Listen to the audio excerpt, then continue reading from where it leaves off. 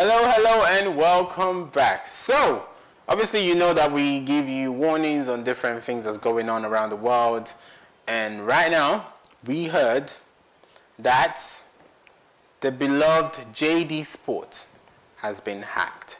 So the system mainframe has been, well, maybe not the mainframe, but the system has been hacked. So a lot of people's details are now could be at risk.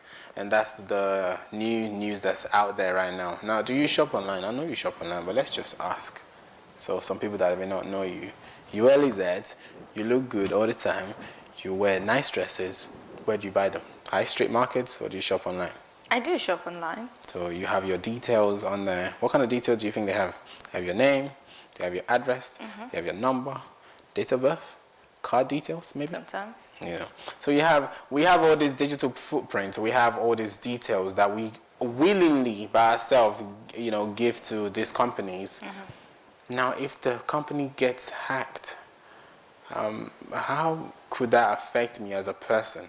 That's the question that people are asking right now. But even though they said, the card details, your payment details are, they're still safe. But obviously they're looking into this matter right now. But the question still remains at large. How did this happen? How could this affect your customers? Are people now going to migrate to a different outlet or a different place? So now look at it. So JD Sports hacked, putting 10 million people's data at risk. 10 million people. So it's like, if I say mainframe, that I think that's still quite correct, because these are hackers. There's no restriction when it comes to how far they can go. Your home address is there because you order something, they deliver it to your address and everything like that. So you have your name. People know where you. I'm not saying you, by the way, because I don't know if that's absolutely okay. Yeah, I don't think you shop at JD, do you?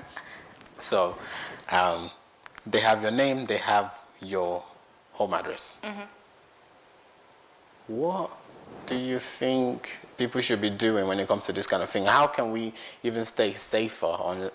Okay, that would lead us into a different kind of conversation. But if you hear that maybe where you shop a lot, they have your data, or some people might potentially have your data because they've been, hacked, how would that affect you? To be honest, the first response I have to this kind of situation is, this is just one of many that has been found, right?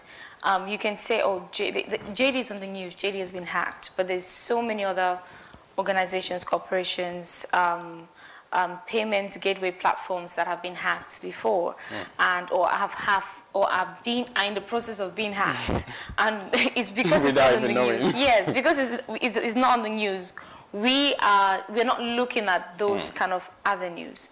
How can you protect yourself? Now, I think we might be having we should be having a tech segment That's it. on the show that will give a much more professional perspective. But at the same time, personally, the first thing I do to protect all my information whatsoever is I'm a tither. That's the first thing I would Protected. say. Yes, that's your security, because the world normally would always have fail safes, right? No matter how much you try to protect things and hide here and hide there.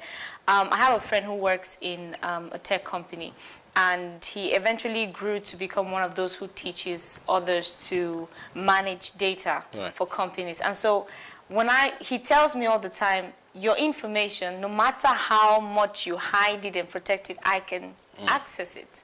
I know exactly what to do and how to do it, with what parameters to use to get to what you ordered last week. And he says nothing is ever lost. So whether you're deleting or not deleting or hiding or whatever it is, unless it is put in like a flash drive that you have with you at home, that he cannot hack or access, he definitely can get to that information. So to think about absolute protection is almost a near impossibility, because the same people that give us protective mechanisms are the same people that created the systems that we are trying to protect ourselves from. So there's only so much protection they are going to put around you, because number one, they still need to have access to that information.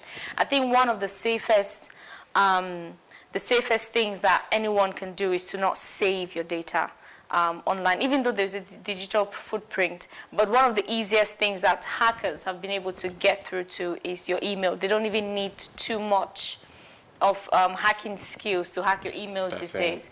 And having access to this platform that gives us the ability to save all passwords, save your card details, save this that you can retrieve. With your email, you can literally retrieve a lot of passwords. You can be able to access a lot more that you've forgotten about. So maybe taking a little bit, taking much care with what you save or how much authority you give to these particular platforms as to how much data you save on there, that might be the second step. Your first step is to make sure you check your sites, make sure they're all up to date, and those that are not up to date, you need to bring them up to date.